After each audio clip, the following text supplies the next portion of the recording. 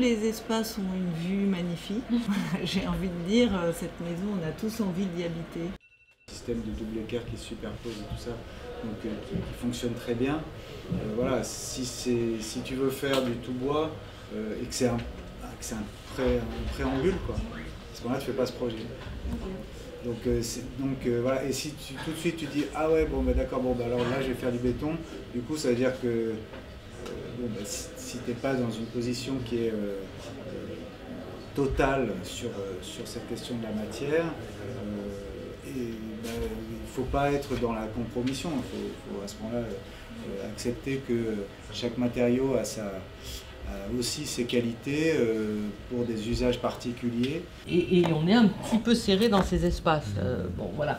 Et donc là, tu as un petit problème d'arbitrage, j'ai l'impression, et de hiérarchie des espaces quand même dans ce que tu nous proposes en plan. Hein. Je voudrais vraiment vous féliciter. J'avoue que ce travail, je le trouve remarquable. D'une part, vous avez vraiment présenté le site et expliqué votre manière de comprendre ce site et de le voir. Vous l'avez très très bien présenté, hein, donc c'est déjà une qualité.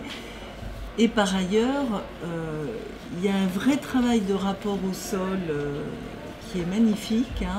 Là, vous avez peut-être les 2 chambres avec les 2 lits, et puis là, une zone dédiée aux enfants. Est-ce que je peux contre-argumenter si vous le permettez? Bien sûr. Non. C'est une alternative, ce que vous dites, évidemment. Mais du coup, j'aurais pas pu profiter de la vue sud, comme vous disiez, pour les 2 chambres. C'était punir peut-être une pièce. Oui, mais vous avez fait 3 chambres, donc là, celle-là aurait pu être ici, et là, tout d'un coup, ça devenait un espace libre pour les 2. Bon, après, vous avez 3 enfants, enfin, ou 3 personnes. Bon, à la limite. Je partage votre point de vue. C'est un très beau site dans le 19e, qui est très vite dépaysant d'ailleurs. C'est à Paris, mais on a très vite l'impression d'être ailleurs. Enfin, selon mon ressenti, une fois qu'on se balade un peu dans les alentours, qu'on va dans les rues voisines, avec des façades de bâtiments très variées. Pour ce qui est de l'implantation, j'ai choisi de me mettre très légèrement en retrait par rapport à la maison mitoyenne, qui permet d'avoir un recul et de ne pas être directement envahi par la maison, d'avoir un minimum de recul. C'est une maison à capacité pour 5 personnes, donc dans mon scénario c'était une famille, dont le père qui est musicien. Et donc voilà, il aura sa salle de répétition au rez-de-chaussée. L'entrée, on a une session d'entrée ici. On ne rentre pas directement face à la vue traversante. On a d'abord un extrait de l'intérieur depuis l'extérieur. Vous voyez, je crois, il me semble, ici. Donc on a un début de l'intérieur qui nous invite via l'extérieur.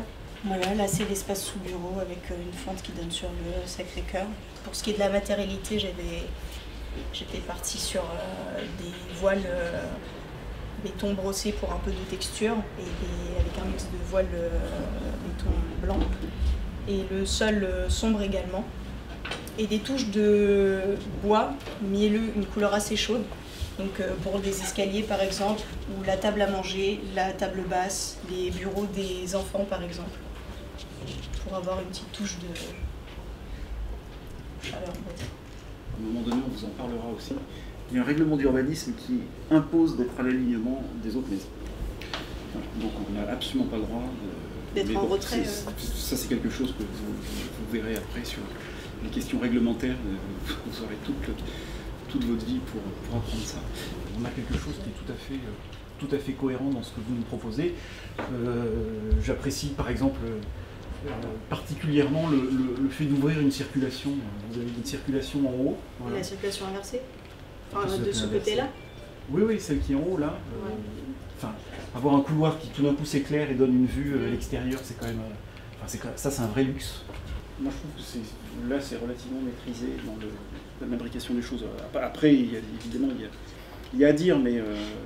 Je suppose. Hein, Stéphane. Non, je trouve que là, il y a des intuitions qui sont bonnes, quoi. Stéphane.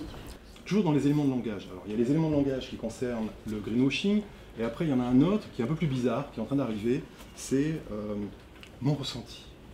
L'émotionnel prend le pas sur tout ce qui est fondamental, qui est le sol, l'horizon, le ciel, les altimétries, la pluie, le vent, l'étanchéité. Ça, on va dire, c'est d'une certaine façon les fondamentaux auxquels on est confronté. Après, à partir de ça, peut-être il y a votre capacité à réaliser les associations judicieuses. Et là, ça nous intéresse. Je voudrais savoir une chose. Donc si tu avais la chance d'habiter cette maison, aurais-tu, le cas échéant, envie, au beau jour, de déjeuner dehors? Que cette famille aurait plaisir? Sûrement, peut-être. D'accord. Et leur proposes-tu? Non.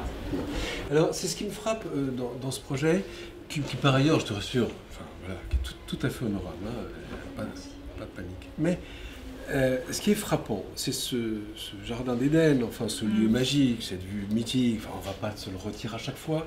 Au fond, paradoxalement, ton bâtiment semble réfractaire à l'extérieur.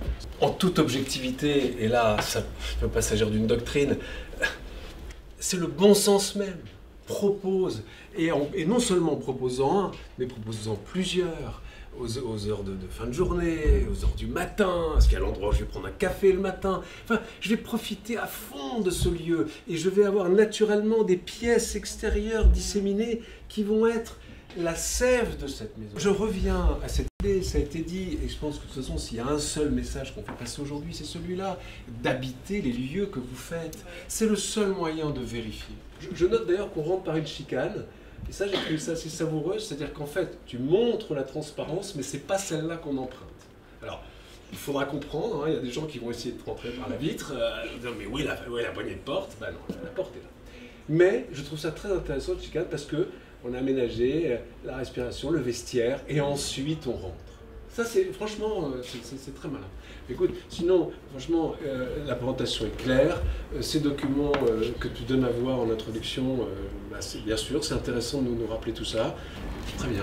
Bon, merci.